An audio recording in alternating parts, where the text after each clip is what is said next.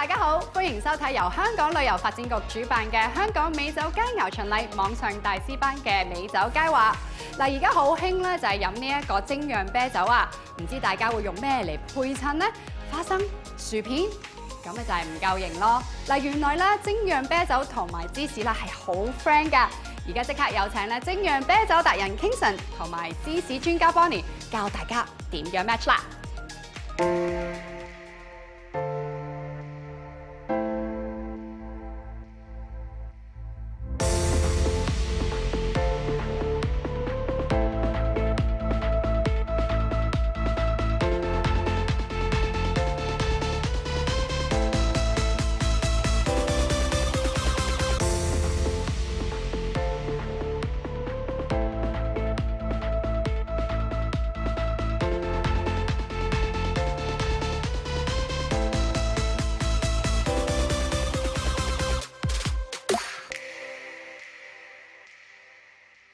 熱烈歡迎我哋今日兩位嘉賓先，就係精釀啤酒廠總監 Kingston。Hello， 大家好。係啦，咁啊，同埋咧，仲有我哋嘅芝士專家 Bonnie。Hello。歡迎晒兩位，好開心咧！今日有兩位喺我哋當中啦。當然呢個時候咧，亦都要歡迎我哋咧喺網上面睇緊我哋 live 嘅朋友啦。Hello， 同埋咧就係較早前已經訂購咗我哋呢 set 品酒套裝，一陣間咧會同我哋一齊 tasting 嘅朋友。Hello， 大家打下招呼先。Hello， 係啊，歡迎晒你哋啊！咁啊，今日我哋呢一堂嘅主題咧就係精釀啤酒滋味配搭入門班啦。咁啊，相信大家好期待㗎啦。咁一陣間咧有關於精釀啤酒啊，又或者芝士嘅問題咧，都可以咧稍後時間咧就係發問啦，或者透過 chat box 咧話俾我哋知。咁我哋咧 Kingston 同埋 Bonnie 都會盡量為大家解答嘅。嗱，呢個時候咧事不宜遲，咁正嘅品酒套裝當然要請 Kingston 同埋 Bonnie 幫我哋介紹下啦。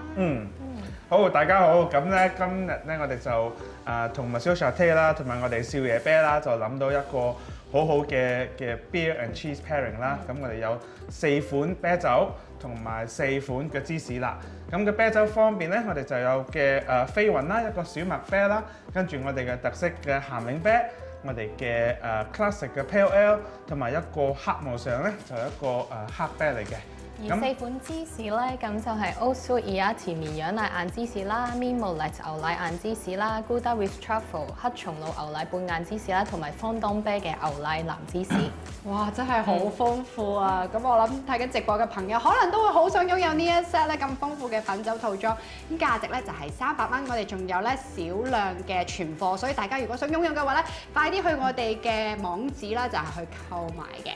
係啦，咁啊呢個時候咧，當然要即係認識多啲呢個精釀啤酒啊咁樣啦。我都好想問咗 Kingston 一樣嘢先，就係其實我哋好多時坊間會聽到話手工啤啦，咁今日我哋就會講精釀啤啦。其實有咩分別咧？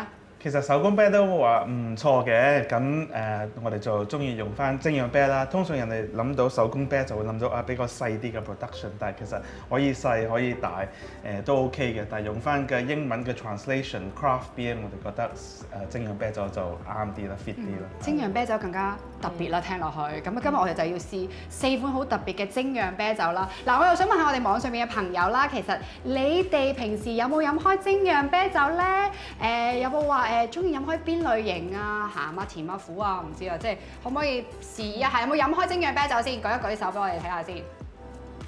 有冇飲開啊？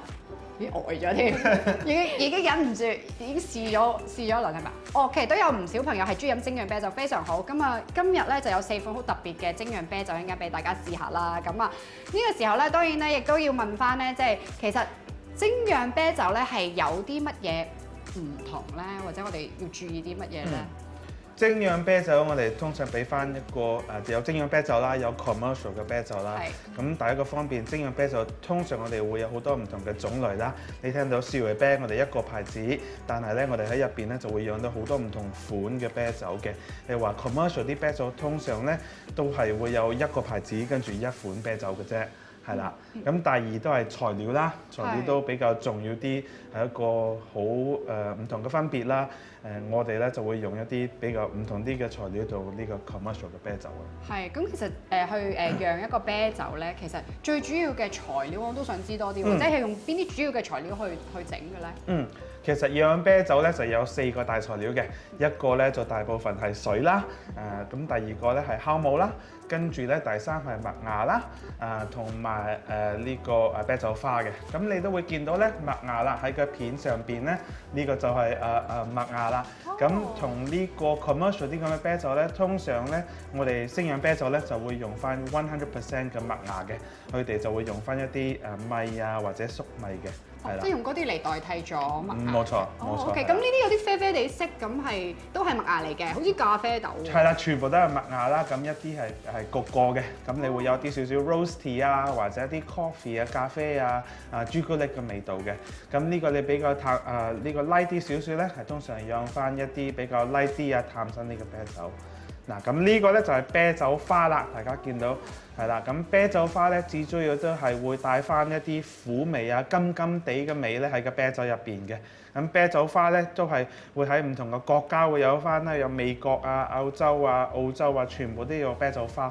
咁佢哋每個國家咧都有佢哋自己嘅 characteristics 嘅。好得意啊！因為我第一次見啤酒花個樣有啲好似酒塞咁樣啦，但係就係呢啲啤酒花令到個啤酒有唔同嘅有啲苦啊、甘味啊，有時有少少嘅 citrus 味都有嘅。係啦。咁我好想知啦，Kingston其實你釀製嘅精釀啤酒係咪都係喺香港製造咧？係啊，香港製造㗎。我哋而家今年係第7年啦，今個月已經 celebrate 緊我哋嘅係啦7年嘅 anniversary 啦。係啦，咁我哋有2個廠嘅，一個係黃竹坑。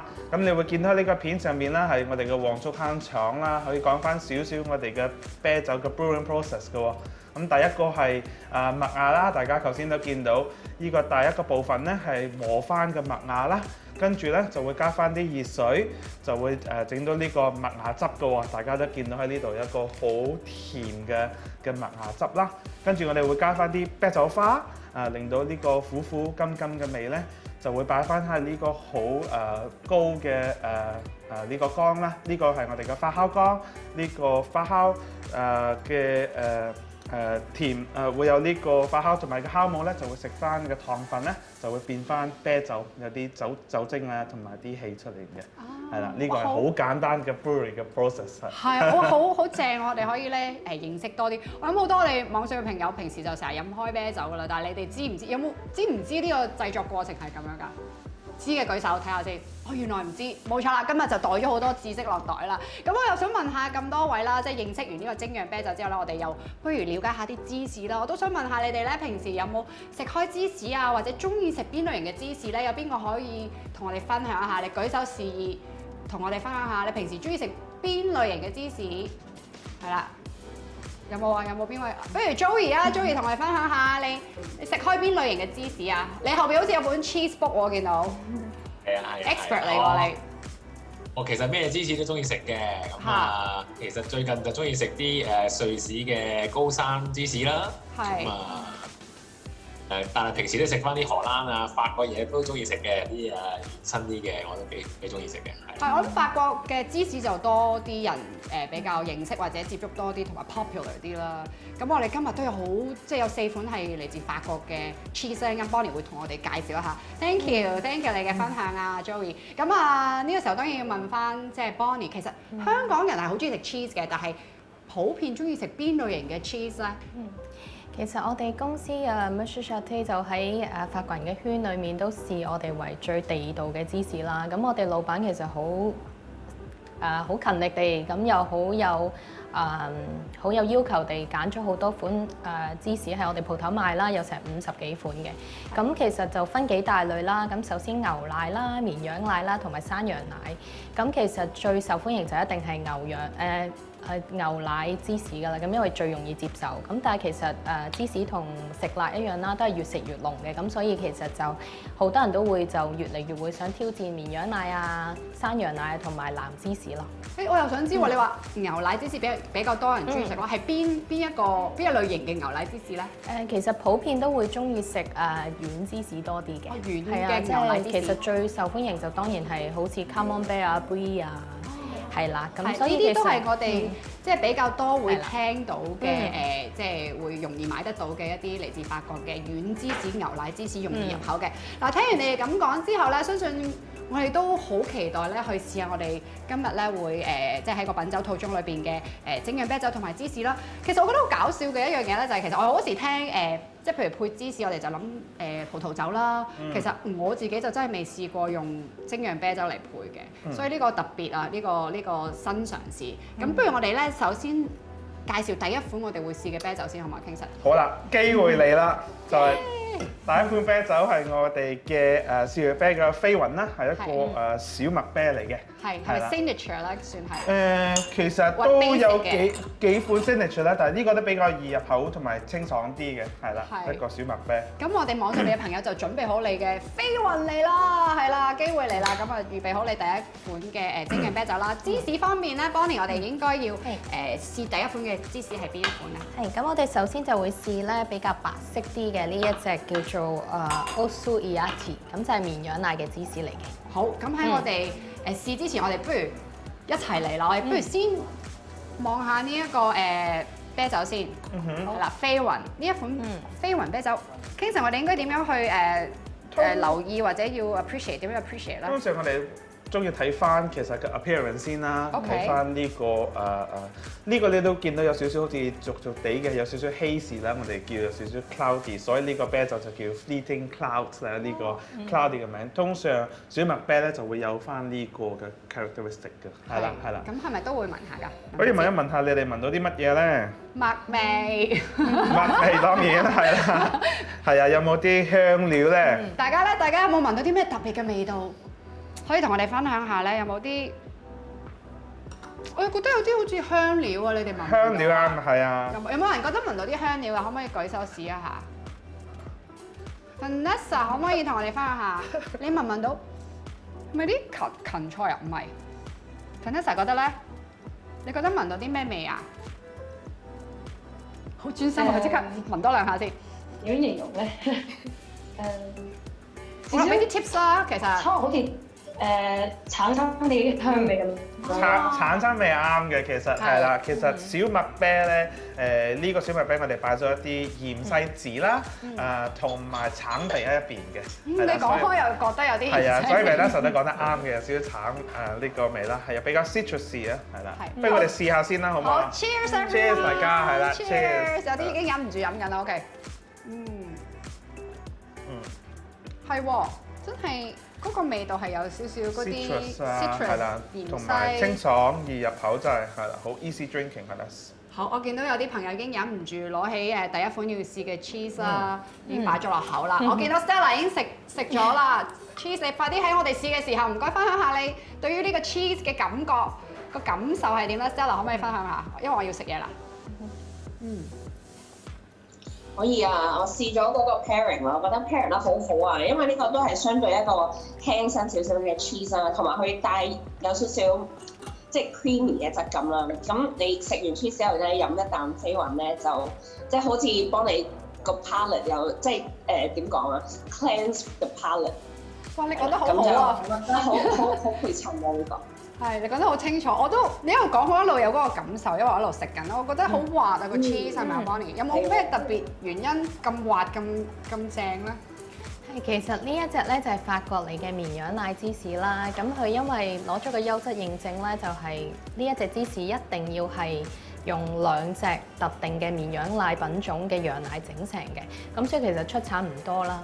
咁另外佢就嗰個熟成期其實只有4個月，咁所以佢就有個好牛油咁嘅口感，咁同埋佢嘅味道會帶少少堅果味啦，有少少花香啊、草青味咁樣。咁其實配呢個啤酒係最夾咯，因為佢個啤酒好清爽，咁再配翻呢個芝士可以帶俾佢有啲圓潤嘅味道。咁同埋其實我覺得最夾係嗰羊奶芝士就配埋嗰個芫茜籽，咁就好。你又覺得有呢個香料，同埋頭先食到呢個芝士啦，都有比較牛油呢個感覺啦，比較 rich 啲少少。咁如果你飲翻呢個比較清爽啲、light 啲嘅啤酒，就應該可以 balance 翻。係啊，冇咁流咯。冇錯，係啦。同埋我覺得好 cleanse 嘅 palate 啦，頭先有個。係啦，冇錯，答得好好，Stella cleanse the palate。我哋學咗呢個新 term。咁但係我就係想話，哇，好矜貴，因為你話真係有嗰個優質認證啦，即係特定2款嘅綿羊啦。希望大家都中意，有冇人都幾中意呢款㗎？OK 啊，係嘛？ You like the first one? Yes. OK。好，咁不如事不宜遲，我哋又試下第二款嘅呢個精釀啤酒啦。第二款係乜嘢咧？第二款咧係我哋好特色嘅鹹檸啤啦，係啦。咁呢個鹹檸啤咧，其實係我哋一個好用翻一個傳統嘅德國嘅recipe 嘅，但係咧就用翻一啲香港嘅茶餐廳嘅靈感啦，就用翻呢個鹹檸七，就諗到讓擺一啲鹹檸喺呢個啤酒嘅，係啦。咁你大家都可以見到喺個 screen 上邊啦，呢個係真係我哋嘅鹹檸，大家都應該都見過啦。係啦，應該成日飲，我好期待試呢隻啤酒，因為茶餐廳成日都會飲呢一款飲品嘅。係啦，咁呢個青檸咧係我哋喺酒廠自己醃嘅，係啦，就用翻啲青檸啊同埋啲鹽咧，就擺咗6至8個月到啦，就會有呢個鹹檸出現啦，咁就擺咗個啤酒入邊啦。嗱，本身我已經好想試呢個鹹檸啤㗎啦，咁但係芝士方面又應該用邊款 cheese 嚟到配襯翻咧 ，Bonnie？咁我哋就可以用呢隻橙色嘅芝士，咁佢就係法國嘅牛奶芝士啦 ，Mimolette。咁大家就可以準備定呢一隻 cheese。有冇人食過呢一隻Mimolette 啊？呢隻橙色嘅芝士好香㗎，其實你如果就咁，哇好多已經忍唔住擺喺落口啦。我聞下先，其實係好 rich 好香，有啲特別嘅味道，我唔知大家食唔食到，一陣間問下你哋先。咁我見到阿 Jenny 就切緊啦，咁不如我哋先嚟講下呢個酒先好嘛？呢個鹹檸啤我諗大家係啦，咁其實呢個係一個酸啤酒嚟㗎啦，係啦，用翻啲乳酸菌咧其實去釀嘅，咁你可以聞一聞下啦，頭先同埋都試一啖先。有陣酸味即刻湧出嚟啦，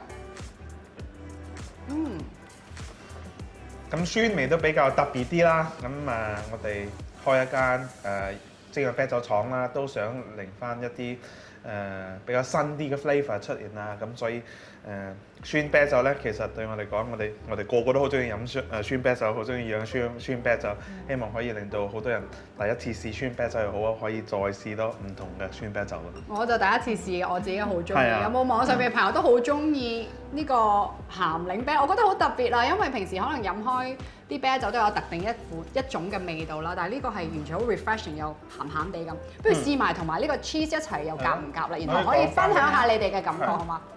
咁其實呢個就係法國嚟嘅牛奶芝士啦，咁佢熟成期只有6個月，咁所以其實你食到佢唔係話太硬嘅，咁佢就有啲咬口，咁佢個味道有少少焦糖啦，咁同埋帶少少鹹鹹香香，好似鹹蛋黃味，咁所以其實我同 Kingston 都特登就用呢個芝士嚟同個啤酒做配襯，就係嗰個鹹鹹香香嘅味道就同鹹檸啤就真係好夾咯，好特別啊！即係食落去嗰個。好似互相去帶出自己，提升嗰個味道，我覺得。唔知大家同唔同意咧？有冇邊位網上嘅朋友好想分享下你啱啱試完鹹檸啤拼呢個 Mimolette 呢個 cheese 啊 ？SY 你哋覺得試完呢一個 combination 點啊？係好 match 嘅，我覺得。係。因為Mimolette 嗰個鹹香咧，加埋少少酸咧，中和咗啲流啊。咁所以好 match 咯，我覺得係 ，thank you， 多謝你哋嘅分享。冇錯的，而且確如果你 keep 住食呢個 Mimolette 食下，你係會覺得有啲漏嘅，但係一配翻呢個就可以解翻個漏嘅感覺。英文嚟講可以 cut 翻嗰個 richness 啦，係啦，個酸味道。OK，very good， 中意啊嗬。好，事不宜遲啦，我哋見到 actually 個 chat box 有個問題啦，就應該係 for 阿 Bonnie 嘅。有個朋友就問啦，芝士係咪陳年得越耐就越好咧 ？Bonnie。其實咧嗰個熟成期嚟講嘅話咧，譬如好似講翻 Mimolette 啦，咁我哋今日介紹呢隻就係熟成期6個月嘅。咁其實佢都會有一啲係熟成期24個月嘅。咁其實佢熟成期越耐嘅話，咁佢就會係水分越少啦，咁個味道會越濃啦。咁所以其實都真係睇個人口味嘅，即係有好多客人會偏向係中意食 Mimolette 6個月嘅，因為就係中意佢唔會太硬又唔會太濃。咁但係有啲客人如果中意食味道濃啲，我哋就會推介佢食24個月咯。但係如果你想襯翻呢個鹹檸啤咧，就要用6個月嘅 Mimolette啦，因為你哋係精心挑選底下試完咧，係咪啊？先可以即係揀咗呢個 combination 出嚟。咁啊，不如接住落嚟，我哋又試下第3個 pairing 啦。第3款係邊一款嘅精釀啤酒啦？我哋叫我哋嘅網上朋友都 get ready 啦。係啦，咁第3款係我哋嘅Pale Ale 啦，個啤酒款就叫 Pale Ale，咁我哋名就叫 Classic， 因為一個傳統嘅 Classic 嘅 Pale Ale 嘅 recipe 嘅，係啦。係，咁芝士方面咧，我哋又會用翻乜嘢 cheese？我哋第3款就係、可以用翻呢一隻黃黃地色嘅，咁就係Gouda with truffle， 咁就係荷蘭嚟嘅 truffle cheese。係啦，喺大家準備緊嘅時候，因為 truffle 咧，因為點解我哋揀 truffle 咧？truffle 都係香港人係好中意 truffle 啦，同埋好接受呢個 truffle 嘅味道。但係咧就比較難啲嘅，真係諗，因為 truffle 個味道都會比較濃啲少少啊，有呢個真係香味啦。咁啊揾咩啤酒去配咧？我哋就諗到呢個 Pale Ale， 咁 Pale Ale 都比較 balance 啲嘅，係啦，易入口。但係咧又唔會話太苦啊，唔會話太甜咧，所以我哋覺得應該呢兩個都會 match 嘅，係啊。係你都提到香港人好中意食 truffle 嘅 cheese 啦。嗱，你哋9個代表全香港㗎啦，你哋試下，你哋中唔中意食 truffle cheese？先舉手試下先。嚇，中唔中意啊 ？OK， 都有幾隻，都有一半啊！我見到都有一半人舉手 truffle cheese。我自己係 OK 嘅，不過我就驚太濃味。咁我哋就要試下呢個 matching 係會點樣啦。呢個啤酒我哋試咗先啦。不如你聞一聞下嘅 aroma 先啦，係啊。哇！聞到啲咩咧？大家？呢個味係爆出嚟，但我唔係真係爆出嚟，係好 fresh 嘅呢個啤酒，係啊。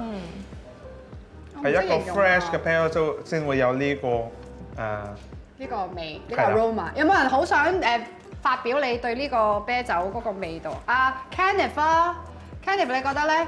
你佢已經飲咗啦，但係如果你就咁叫你聞，你覺得嗰個味似咩咧？因為我真係唔識形容。你覺得咧？生果味咁咯。生果味。生果係咯。同埋係咪草草地草？係喎，即係你一講完就覺得好 grassy 啊！生果味。草青味咯，係咪啊 Kenneth？飲落去，我要飲下先。阿 Kingston 同我哋可以係啊，其實呢個生果啦，同埋呢個草青頭先講，全部咧都係呢個啤酒花帶出嚟嘅，係啦，所以啤酒花可以帶一啲果香味啦，同埋一啲比較 citrus 嘅，係啦，呢個苦甘味咧，全部都係啤酒花，係啦。係，同埋呢個啤酒係咪都要即係整得好啊？即係難唔難整咧？應該話全部啲啤酒都可以話難整嘅，但係你可以話 Pale Ale 係一個好基本嘅精釀啤酒啦。我哋通常如果你開一間精釀啤酒廠咧，都會釀一個 Pale Ale 先嘅，係啦。如果你釀到個 Pale Ale 先，就可以釀大啲唔同款嘅啤酒。即係要釀得好，咁你先可以再試其他唔同味道。係可以咁講，係啦。OK，咁呢個時候不如大家又試埋呢個 truffle cheese，睇下夾唔夾先。嗱，佢哋覺得夾嘅，咁啊睇下你哋覺得點啦。同埋我想問咧，即係譬如咁多 cheese 啊，咁多精釀啤酒，你哋喺揀選今次我哋呢個品酒套中呢4款啦，各自有4款。其實過程當中係咪都好多 discussion 啊、拗撬，甚至即係入起衫就討論一番咁樣？Not easy，not easy， 係，不如 Bonnie 你講。因為其實我同阿 Kingston 真係每人佢又帶咗10幾支啤酒，我又帶咗10幾款芝士，咁我哋兩個就真係拗咗好耐先至得到呢一個配搭咯。即係呢個係咪最難咧？咁係啊，因為其實呢個 truffle cheese 咧，我哋就係咯，好想揾一支即係一定要個味道又係要優雅，跟住同埋佢又要個濃度要配搭得到個 truffle，咁我哋最後就揀選咗呢一隻啤酒去配搭。其實最難嗰個咧係下一個芝士，係啦，一陣間再分享多啲。不如問下 Jazz 啊，你中唔中意呢個配搭啊？呢一款嘅精釀啤酒同埋呢個 truffle cheese，佢哋都拗咗一輪先揀到出嚟㗎，你中唔中意啊？多數咧，我唔中意 truffle 芝士嘅，但係呢個好香，同埋個啤酒好 earthy，所以好 match。係啊，我個 truffle cheese 唔會太勁咧，所以比較容易接受。And then with 呢個啤酒好似即係夾翻埋成件事就 balance 咗，係咪啊？你個朋友中唔中意啊？Are you enjoying it? Very nice. Too busy eating and drinking， 唔得閒答我啦。OK，thank you Jazz， 我哋繼續 enjoy 啊。咁啊好啦，嗱試完呢2款之後咧，嗱你頭先話actually before 你 go on 都有個問題想問下兩位，actually Bonnie 嘅芝士食唔晒可以點保存喎？呢位朋友好想問，同埋可以放幾耐咧？其實咧，我哋芝士咧就會建議你一定要用保鮮紙包好啦，咁最好就擺喺密實盒入面啦。咁同埋我哋法國老闆就有個小貼士嘅，就係一定要放1粒方糖喺入面。咁就有抽濕嘅作用嘅。真係㗎？係啊，哇，從來冇聽過。OK，呢個 tip 咁就好緊要。令到個芝士會保存到啲水分，會 keep 得耐啲嘅。好啦，咁大家今晚啲芝士真係食唔晒，雖然好好食，如果真係食唔晒，就記住擺粒個密實盒，放粒方糖係咪？OK，大家今晚可以試下。好，last but not least，我哋要試最後一款，你哋頭先話拗到面紅耳熱先揀到出嚟嘅精釀啤酒同埋 cheese。即Kingston 幫我哋介紹下啦。好啦，呢個係我哋贏咗好多獎嘅，係啦，都好開心可以代表到香港啦，就係贏咗連續3年咧亞洲最好飲嘅啤酒。哇 ！Congratulations！Thank you，係啦，係叫我哋嘅黑無常啦，係一個黑啤嚟嘅。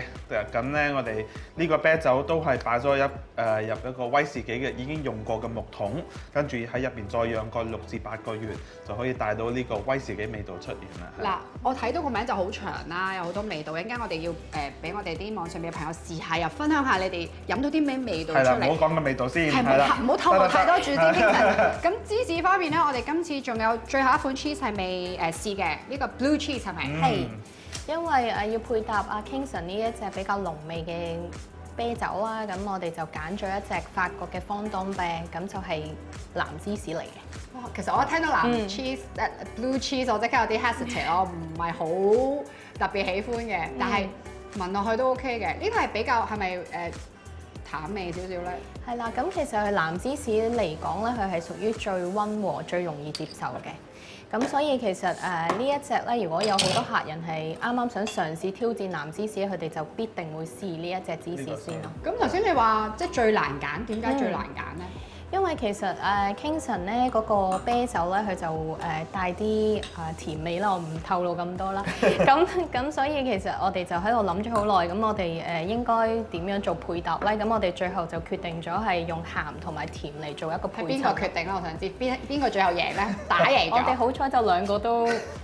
係咯，都當係咯，都係我贏嘅，係女方勝出。好，呢個時候不如 OK， 我想問下我哋網上嘅朋友先嚟試下呢個黑啤啦。哇，攞獎係啦，聞一聞先，攞咗好多次獎㗎。係啊。你聞到啲咩味咧？然後跟住你又試下，又即係試到啲咩味咧？我睇下有邊位朋友係，不如Alicia 啦 ，Alicia 你可唔可以同我哋分享下？嗱，你聞到啲咩味，同埋你飲咗落去又試到啲咩味，會唔會唔同咧？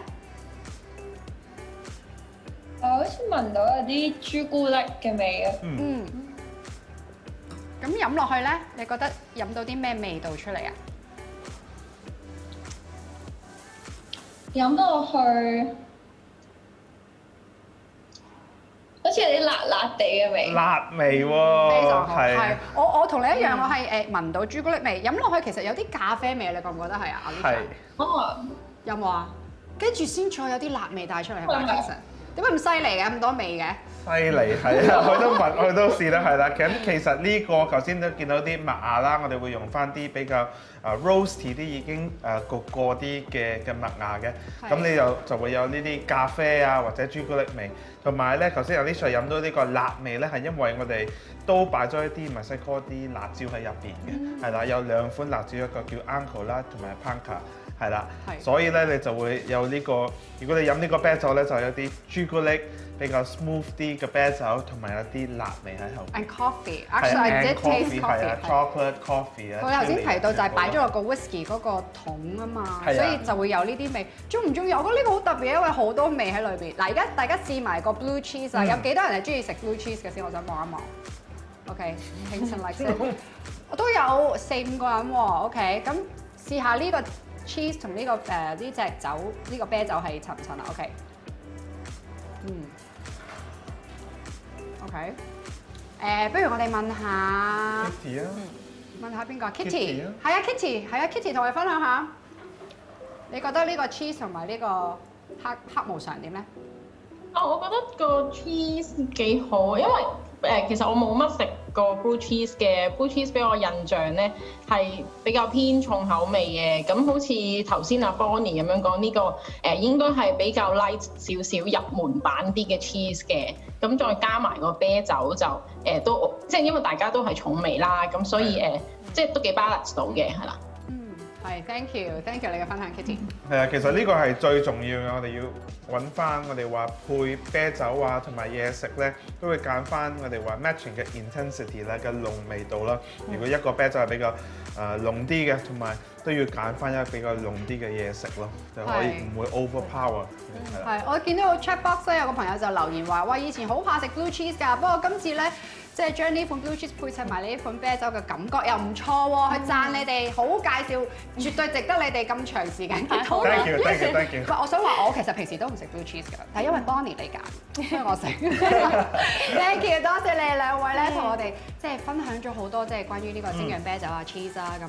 我相信大家聽完我哋或者睇到我哋食得咁開心、飲得咁開心咧，都好想擁有呢一 set 咧咁豐富嘅品酒套裝。咁其實我哋仲有少量嘅300蚊，你就可以去到我哋嘅網址度啦，去購買呢一款咧咁即係豐富嘅品酒套裝。咁大家千祈唔好錯過啦。咁啊呢個時候當然啦，都俾我哋網上面嘅朋友問下問題啦。飲飽食醉啦，係咪啊？不如話俾我哋聽，即係或者有啲咩問題，唔好浪費呢個時間啦，問下 Kingston 同埋 Bonnie 啦。係，有冇邊位好想問下咧？好忙啊，佢哋掛住食，陶醉喺佢哋。OK，Stella，Hello Stella。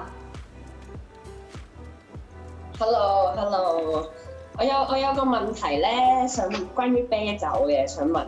我見到咧有啲啤酒咧就係做樽裝㗎啦，跟住有飛雲咧就係罐裝㗎啦。咁我想問，其實有咩分別咧？點解係呢個係罐裝，其他係支裝？我都想知啊。問得好，係啦。咁其實咧，我哋釀啤酒頭先都會見到佢嘅片係一個好大嘅缸啦。咁釀完嘅啤酒咧，我就會選擇擺喺一啲樽裝啊，或者支裝，或者係生啤咧，就會入翻一啲生啤桶嘅。但係呢個問題咧，因為如果你會見到樽裝支裝啦，通常咧你都會見到係比較啡色啲嘅、深色啲，係因為咧唔想一啲太陽入到去。如果太陽入到去咧，就會整壞個啤酒嘅。影響咗個 quality。係啦，所以咧其實你話罐裝咧，通常罐裝係會 keep 翻個 quality 好啲嘅，因為太陽咧就入唔到去。係啦，但係如果你話邊啲好啲咧，我就會罐裝，但係其實應該都係會。幾個都會 OK 嘅，會睇翻人哋嘅 perception 咯。通常佢哋飲支裝定罐裝會中意啲咯。Thank you Kingston 你嘅解答，希望答到阿 Stella 啦嚇。咁好，我哋仲有時間問多一條問題，我哋網上嘅朋友冇咩問題，把握呢個機會啦。關於芝士又好或者精釀啤酒嘅問題都可以隨時問佢哋嘅。好嗱，你唔舉手我就揀啦。好 ，Joey 啊 ，Joey， 哇係喎，特別你呢個 cheese expert，你真係問翻一個 challenge cheese 嘅問題啊，不如？唔敢多。其實冇乜特別嘅問題吧，但係我覺得呢個 pairing 係非常之好啊，非常之配搭啦，所有嘅 pairing 都好嘅。咁我而家喺度示範下咧，就 cross pairing 咯，即係讓即係變化，係咁試下咯。多謝跟佢哋自己嚟係嘛 ？Experiment，係啦，你試到啲更加好嘅嘢。係。因為 experiment 先至 experience 啊嘛，咁你有得 experience 到嗰個感覺啊，嗰啲味啊，咁你咪可以更加知道你中意食啲咩咯，或者點樣pair 咯。好 ，thank you。咁你記住到時俾翻個 report 阿 Bonnie 咯。係啊，好嘛。我哋俾啲掌聲，多謝你哋咧，即係咁辛苦配搭咗4款，即係非常之我哋都覺得好 matching 嘅一個配搭啦。好，我哋不如咧有時間答一答我哋 chat box 上面嘅一啲問題啦。呢一條就係有冇研發緊一啲咧更加地道嘅香港口味咧？例如咖喱魚蛋、缽仔糕得唔得咧？Kingston 冇話唔得嘅，但係我哋真係要揾翻一啲好嘅 pairing，因為通常我哋釀啤酒都會用翻一啲傳統啲嘅 recipe 啦，咁先睇翻可以加到啲咩新 ingredient 入去啊，啲或者啲本地嘅靈感啊，可以，但係缽仔嗰就未聽過啦，但係其實蛋撻咧就都聽過嘅，係啦。係，而家啲網上邊嘅朋友係俾緊啲 inspiration 你嘅，其實。我翻去同個 team 傾一傾先好嘛？開會先。好，我哋答多一條問題，關於芝士嘅 Bonnie， 芝士係點陳年嘅咧？或者即係如果買咗芝士翻屋企，可唔可以放喺度陳年咧？其實我哋真係唔建議你攞翻到屋企陳年，因為其實 Cheese Master 咧，佢係會譬如我哋帶過嚟嗰幾隻芝士啦，咁佢都係有特定嘅熟成期嘅，咁同埋佢會有個溫度控制啦、濕度控制啦，咁所以其實你買翻去嘅時候就已經係最佳狀態㗎啦。係。咁所以最緊要係你要識得，好似我頭先講嘅方法去保存好啲芝士啦。好，thank you。嗱，喺我最後完結之前，我好想問下我哋咁多位網上嘅朋友，係 Stella，我見到你舉手，但係因為時間有限，我淨係想做一個少少嘅投票啫。我想知道咧，呢4款佢哋精心即係挑選嘅，你中意邊一款咧？最中意邊款咧？1、2、3、4，你俾隻手指我得啦。1、2、3、4，我俾2秒你。1、2，好 show 下先。好，邊個？有3有2。OK。3。咦，冇人中意第4款喎。OK， 比較多人中意第4款喎。比較多人中意1喎，1 and 2。OK，good。咁希望你哋可以咧都推介俾你哋嘅朋友啦，可以有呢個即係精釀啤酒同埋 cheese 嘅配搭啦。咁啊非常之多謝 Kingston 同埋 Bonnie 咧，即係同我哋分享咗咁多啦。咁開心嘅時間過得特別快，我都唔想完嘅，不過冇辦法。但係我哋最後咧繼續飲繼續食嘅同時，都影翻張 selfie 啦，好唔好啊？咁難得有咁多朋友喺度，係啦，等我預備我嘅電話啦，你哋都預備定你嘅酒杯係啦。咁咧，我哋影翻幾張靚靚嘅 selfie， 留念，好開心，邊個笑到咁？阿 Stella， 知道有得影就好開心係咪？好，唔該，你擺個靚樣出嚟先，唔該。好，唔好遮到啊！1、2、3，耶 ！Cheers，Cheers everyone！ 多謝你哋嘅參與啊！多謝大家。Thank you。咁我哋今日嘅網上直播啦，網上大師班嘅直播咧就已經全部完成㗎啦。咁我哋聽日11點鐘咧繼續會有咧唔同嘅嘉賓講者咧同大家分享更多美酒佳肴，所以千祈唔好錯過啦！喺度再一次多謝大家 ，Thank you so much，Thank you Kingston，Thank you Bonnie，拜拜。 Cheers and cheers，Bye everyone， 多謝晒，拜拜。